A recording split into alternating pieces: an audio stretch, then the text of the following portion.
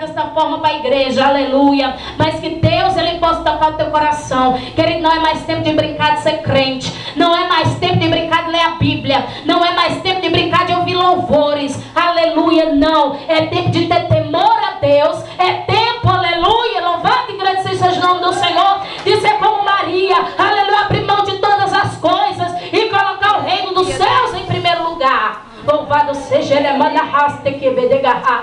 aleluia. Não é fácil, querido, aleluia. Tem pessoas que dizem, teve uma visão, tive isso, tive aquilo, aleluia. Não é brincadeira, querido, aleluia. Não é mais brincadeira, aleluia. Jesus está voltando e não dá mais para perder tempo, aleluia, com coisas pequenas. As coisas que acontecem nas nossas casas, nas nossas famílias, aleluia, que acontece lá fora, é pequeno, viu, querido? É pequeno. Não é impedimento para que nós não venhamos à casa do Senhor, não é impedimento para que nós não venhamos obedecer ao Senhor, não é impedimento, aleluia, para que você possa firmar os teus pés na presença do Senhor.